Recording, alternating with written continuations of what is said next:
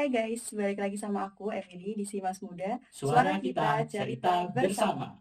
Nah, kali ini aku sama narasumber yang super duper luar biasa sekali.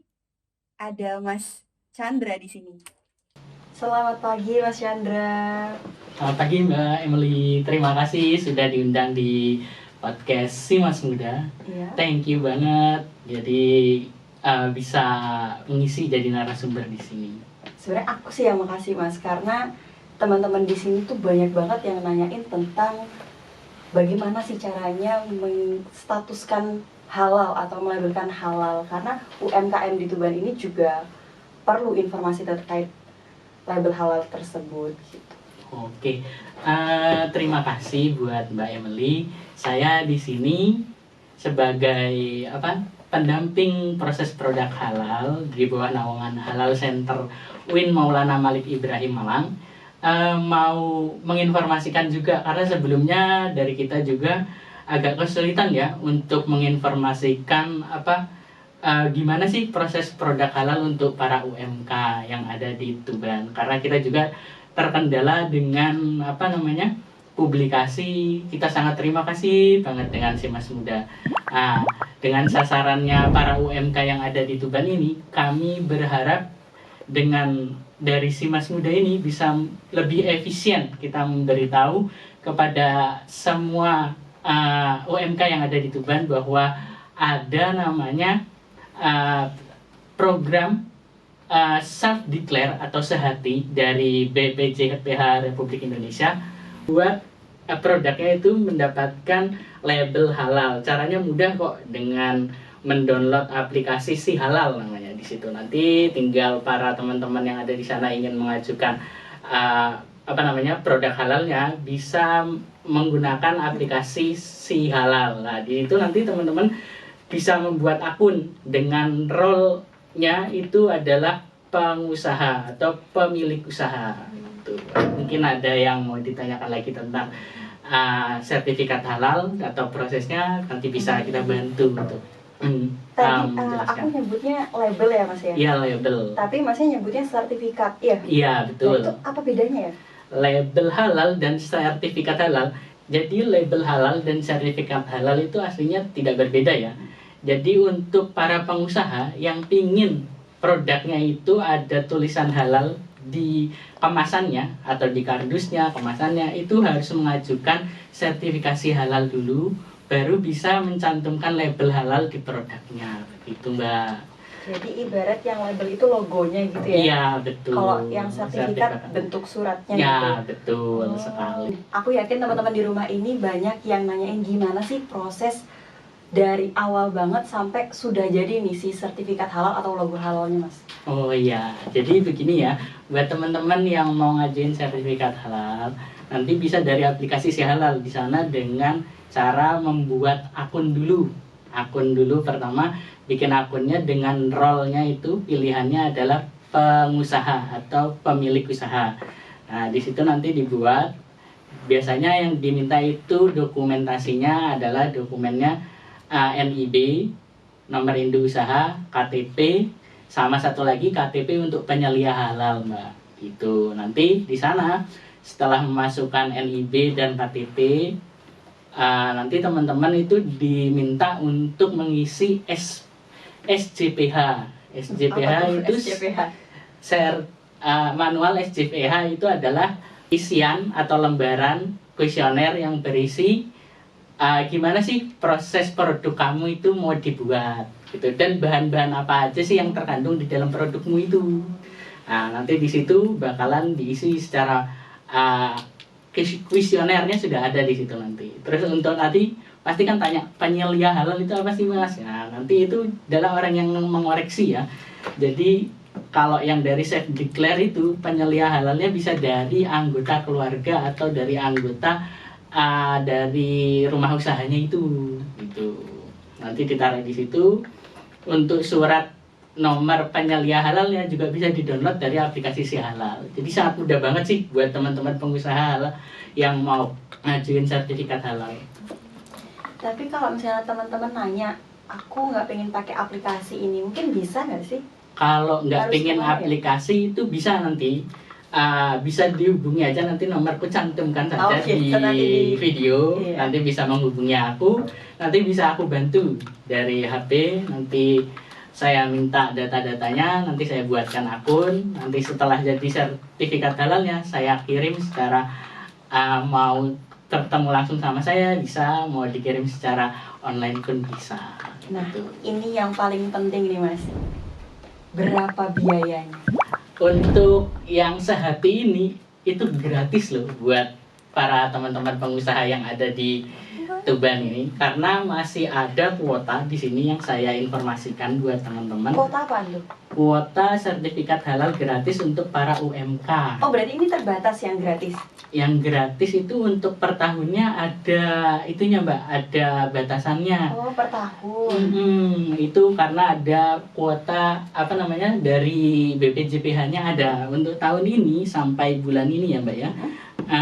Jawa Timur itu masih 36% yang terisi, jadi masih ada 64% yang belum terisi. Jadi dari kuota Jawa Timur 171.000 baru terisi 34% halalnya. Ribu. Iya. Luar biasa. Berarti masih banyak teman-teman yang berkesempatan untuk mendapatkan label halalnya secara gratis nih Mas ya. Iya betul. Melalui aplikasi Si Halal. Halal gitu. Nah, tadi kan sudah bahas tentang aplikasi Si Halal ya. Si Halal ini tadi kan hanya aplikasi ya Mas ya. Kan Iya. kita orang awam juga nggak tahu. Nah, Iya. gimana sih aplikasi ini tuh terjamin ke sahannya atau ke legalannya gitu loh Mas. Oh iya. Kan kita iya. orang awam ya, kita nggak tahu iya. ya guys. Ya, seperti ini juga perlu ya buat teman-teman. Jadi kalau sisi halal ini diluncurkan memang dari pemerintah, Mbak. Oh, dari Jadi pemerintah. memang dari pemerintah memfasilitasi buat para UMK. Jadi bukan dari LPH aku yang membuat aplikasi ini. Jadi dari pihak pemerintah yang namanya BPJPH, Badan Penyelenggara Jaminan Produk Halal. Jadi itu memang aplikasi sah dari pemerintah. Jadi kehalalannya kalau sertifikatnya udah keluar, bukan sertifikat abal-abal Mbak, itu sudah sah.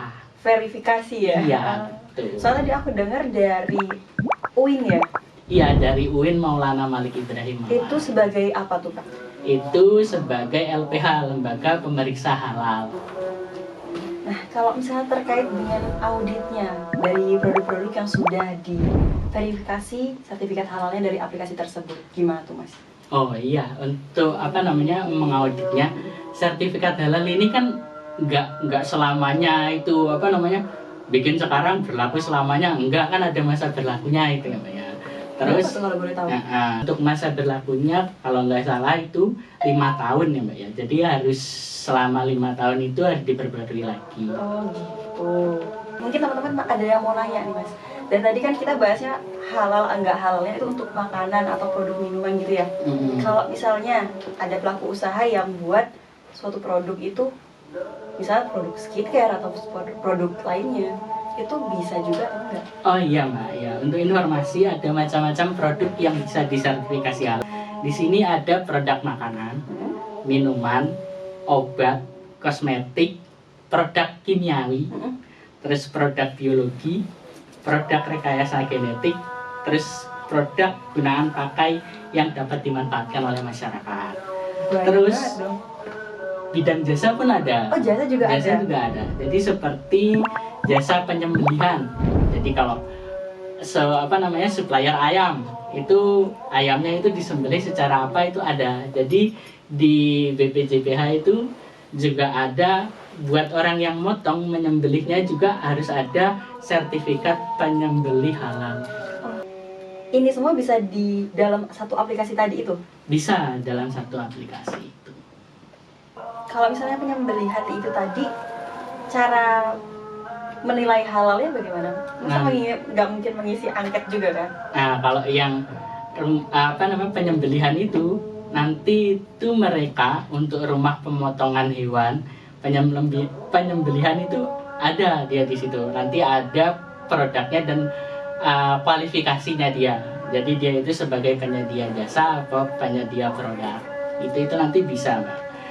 Jadi di situ kalau misalnya saya punya rumah potong ayam. Mm-mm. Nah, kalau rumah potong ayam saya itu pingin bersertifikasi halal, itu bisa diajukan lewat situ. Nanti yang tukang menyembelihnya juga nanti ada pelatihannya kok. Oh, ada pelatihan dan gratis juga. Kalau yang penyembelihnya ini ada biayanya karena Oh. dia bersertifikat SKKNI. Kalau dengan si barang-barang tadi, produk-produk yang non jasa sama yang jasa, perbedaan untuk mendapatkan sertifikasi halalnya itu melalui aplikasi khususnya, apa ada perbedaan yang benar-benar signifikan? Kalau perbedaannya sih hanya di perlakuannya aja ya Mbak ya. Jadi antara penyedia produk sama penyedia jasa aja. Nah, teman-teman mungkin pengen tahu apa aja sih tantangan yang paling susah nih mungkin menurutnya Mas Chandra terkait dalam pendampingan teman-teman untuk mengurus label halalnya gitu. Oh, kalau saya itu untuk tantangannya ya, kalau dari pengusahanya itu mungkin dari terkait masalah dokumen, terus dengan dia ngisi SJPH-nya tadi. Kadang kita sudah memasukkan dari aplikasi, mau sidang fatwa, ternyata produknya dikembalikan lagi Mbak. Karena ada produk yang tidak sesuai dengan halal tadi. Ternyata produknya ini berbahan tidak halal. Terus kalau enggak, keterangannya tidak lengkap. Jadi dikembalikan lagi. Itulah jadi kadang yang membuat prosesnya agak lama. Oh, berarti mitosnya kalau misalnya memproses sertifikasi halal ini memang benar adanya lama ya? Iya, itu tergantung dari kitanya. Kalau kitanya benar dan tepat ngisinya, insya Allah cepat kok. Gitu. Kalau misalnya sejauh yang Mas Chandra dampingi, apakah memang ada pelaku usaha yang asal mengisi agar dapat label halalnya tuh lebih cepat? Saya sih lebih cermat karena saya kan gini, saya minta list dari produknya. Misalnya ini kue ini terbuat dari apa? Saya minta fotonya, saya minta video cara pengolahannya, terus barang yang dipakai untuk mengolah ini bahan itu apa. Jadi kalau misalnya ada kesalahan itu nggak begitu banyak, insya Allah. Kalau misalnya terkait dengan manfaat yang bisa konsumen dapat dari label halal yang sudah dipunyai sama suatu pengusaha itu? Kalau menurutku sih ya, karena program sertifikasi halal yang secara gratis ini dilaksanakan pemerintah, karena tahun 2026 besok Indonesia itu bakal jadi negara wisata halal.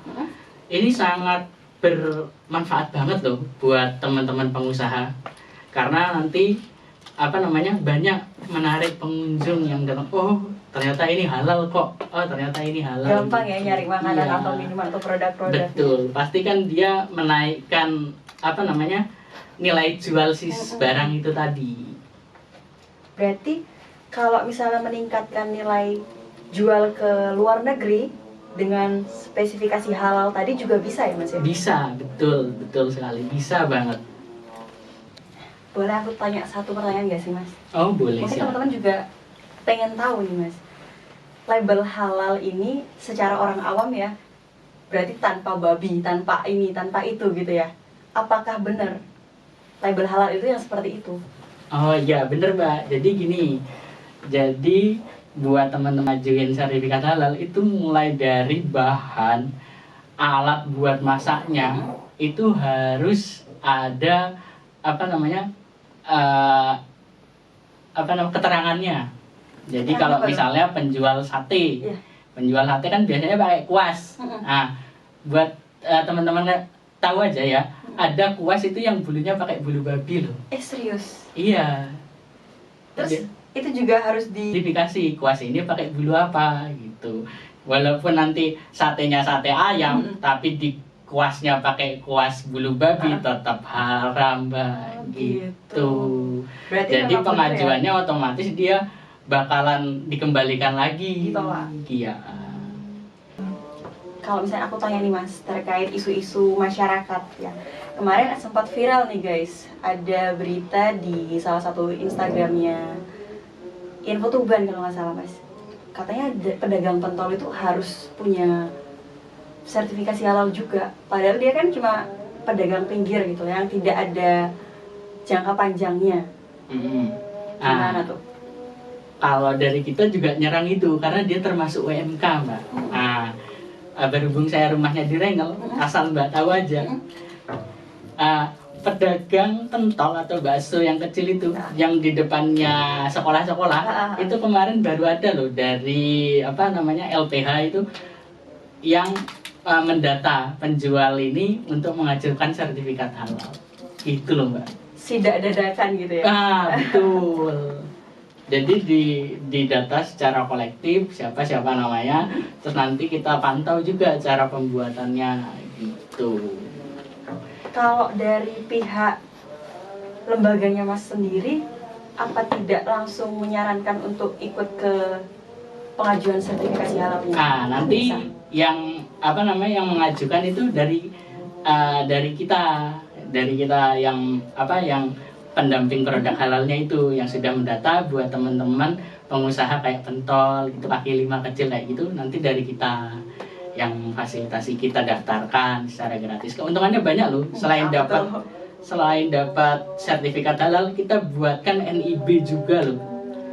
NIB, nomor induk berusahanya kita bikinkan juga loh. Usaha pentol gitu? Iya, gratis loh. Kita nggak minta nggak minta bayaran apapun dari teman-teman pengusaha gitu. Kalau dibandingin sama pengusaha yang sudah besar, apa tuh bedanya? Regulasinya atau peraturannya? Kalau untuk pengusaha yang sudah besar itu ada spesifikasinya, Mbak. Jadi untuk omset per tahunnya yang tidak di atas 1,5 M itu masuknya usaha kecil. Jadi dia bisa ngajuin ke regulasi sehati itu tadi, sertifikasi halal gratis. Nah, kalau yang sudah omsetnya di atas 1,5 M itu, dia harus mengajukan sertifikat halal secara reguler yang berbayar. Gitu, Mbak. Ada perbedaankah yang berbayar sama yang nggak berbayar? Untuk berbayar dan tidak, perbedaannya hanya berbayar dan tidak berbayar. Semua perlakuannya sama? Semua perlakuannya sama. Nanti ya kalau yang berbayar itu mungkin ada sidak dari penyelia halal yang dari kantor pusat. Banyak punya fried chicken ya. Aku mau ngajuin nih fried chickenku mau sertifikat halal. Nanti ada pemeriksaan dari lembaga pemeriksa halalnya. Bener nggak ini si ayam itu dipotongnya dengan lewat RPH, itu rumah pemotongan halal gitu. Terus tepungnya yang dipakai tepung apa gitu. Terus masakonya ini mengandung babi enggak kan gitu. Minyaknya pakai minyak apa, itu bisa, Mbak. Nanti dari kantor ada penelitian khusus untuk pengusaha yang besar itu. Gitu. Aku dengar-dengar nih sekitar tahun depan 2026 itu ada peraturan yang mewajibkan semua pedagang atau pengusaha itu wajib sudah tersertifikasi halal. Itu memang benar, Mas? Iya, betul sekali, Mbak. Jadi dari kita tahun 2022 kemarin, semenjak saya bergabung di Halal Center UIN Maulana Malik Ibrahim Malam, target kita itu 2026 semua produk yang dijual oleh para pengusaha UMK itu udah bersertifikat halal, karena kita itu mau menuju negara wisata makanan kuliner halal. Oh gila, luar biasa banget ternyata. Kalau misalnya ada pengusaha yang tidak mengurus sertifikasi halalnya, apa kira-kira yang dampaknya untuk dia sendiri? Kalau dari dianya sendiri ya, Mbak ya, mungkin nanti mungkin ada penjualan yang menurun atau gimana, soalnya berpengaruh banget kok nanti sama penjualannya, omset pendapatannya juga bakalan berpengaruh banget itu sama citra produknya ya. Betul. Oh gitu. Karena halal ini kan nggak cuma kehalalannya aja, proses pembuatannya itu bersih enggak, terus mengandung barang yang berbahaya apa enggak, itu kan bakalan diteliti juga tuh. Tuh guys, dengar guys, kita wajib banget buat ngurus sertifikasi halalnya untuk produk kita di masa depan. Mungkin teman-teman kepo nih mas, gimana sih tips and triknya untuk produk kita di masa depan biar sertifikasi halalnya tuh gampang banget. Nah, Gampang banget. buat teman-teman tips and triknya biar dapat sertifikasi halalnya gampang, harus menggunakan bahan-bahan yang jelas ya. Kalau misalnya pakai tadi Masako itu sudah ada keterangannya, ternyata barang ini tidak mengandung bahan berbahaya. Jadi hindari barang yang mengandung bahan berbahaya gitu Balik aja. lagi ke Kejelasan produk-produk, dari kejelasan. bahannya. Gitu. Kalau untuk Mas Chandra sendiri mungkin mau ngasih saran atau masukan ke pelaku usaha yang mau mengurus sertifikasi halalnya? Nah, kalau buat teman-teman yang ingin ngajuin sertifikat halal, bisa nanti hubungin nomor saya yang ada tercantum nanti. Gratis kok, nggak ada Gratis. biaya. Nanti bakalan aku bantu sampai jadi sertifikat halalnya. Gitu teman-teman. Nanti bakal dicantumin di bawah sini ya guys Iya. ya. Oke. Terakhir nih Mas, harapan Mas Chandra untuk Indonesia ke depannya terkait dengan industri yang Mas naungi itu gimana? Ya, kalau saya sih harapannya mudah-mudahan semakin banyak pengusaha yang mengajukan produknya untuk sertifikasi halal ya, karena keduanya buat kalau kita itu mau jajan aman, jadi nggak ragu lagi ini makanan halal nggak sih gitu, jadi kita jajan bisa bebas gitu. Terus buat para pengusaha, mudah-mudahan dengan sertifikat halal ini bisa menaikkan omset penjualannya. Terus buat podcast Mas Muda ini, saya punya harapan dengan adanya sarana yang disediakan oleh perpustakaan ini bisa buat promosi teman-teman pengusaha untuk menjual produknya sehingga lebih luas dan naik omsetnya. Gitu. Amin. Luar biasa, harapannya mulia banget guys. Boleh tepuk tangan kecil-kecilan nih. Mas Chandra, makasih banyak ya Mas Chandra. Ya, thank you. Hari ini juga wawasan dan ilmunya yang sudah dibagi ke teman-teman Ya, yang ada thank di you. rumah. Oke, segitu dulu guys pembicaraan kita sama Mas Chandra hari ini. Buat teman-teman yang mau ngajuin suatu topik, bisa langsung ngajuin aja di kolom komentar di bawah. Jumpa lagi sama aku di podcast Si Mas Muda minggu depan. Bye-bye. Damn.